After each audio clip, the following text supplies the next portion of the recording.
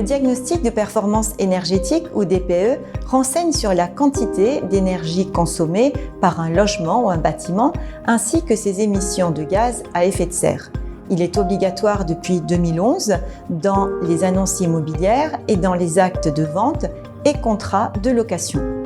À partir du 1er juillet 2021, de nouvelles dispositions sont applicables. Désormais, le mode de calcul sera unique et prendra en compte les caractéristiques techniques du logement ainsi que les éléments annexes, tels que la consommation du chauffage, celle de l'eau chaude, de la climatisation ou de l'éclairage.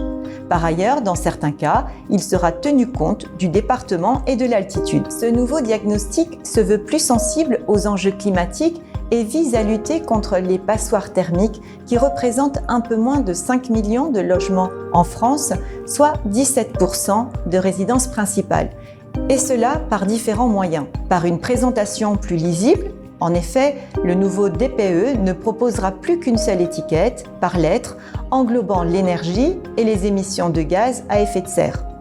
Par la présence de recommandations permettant d'améliorer la performance énergétique, accompagnées d'une évaluation de leurs coûts et de leur efficacité. Par des mesures de plus en plus contraignantes, par exemple en instaurant une opposabilité du diagnostic à l'égard du vendeur et du bailleur, conférant ainsi la même valeur juridique que les autres diagnostics immobiliers. Seule exception pour les recommandations de travaux qui conserveront une valeur seulement indicative.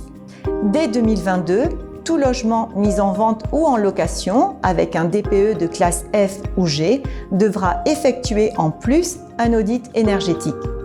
Progressivement, il sera interdit de louer un logement étiqueté G avant que cette interdiction ne soit étendue en 2028 à la vente de logements et la location de logements classés F et G. Quant à la validité de ce nouveau DPE, elle restera de 10 ans. Pour pallier à la présence simultanée de DPE opposables et DPE non opposables, la durée de validité des anciens diagnostics est modifiée. Les diagnostics réalisés entre 2013 et 2017 seront caducs au 31 décembre 2022 et les diagnostics réalisés entre 2018 et le 30 juin 2021 seront caducs au 31 décembre 2024. Ainsi, ce nouveau régime prévoit-il des mesures ambitieuses et contraignantes qui permettront en théorie pour les consommateurs une meilleure information, pour les propriétaires un maintien, sinon une valorisation de leurs biens immobiliers, à condition qu'ils puissent avoir accès au financement pour éviter que certains d'entre eux ne soient tentés de retirer leurs biens du marché à la location, marché déjà bien tendu.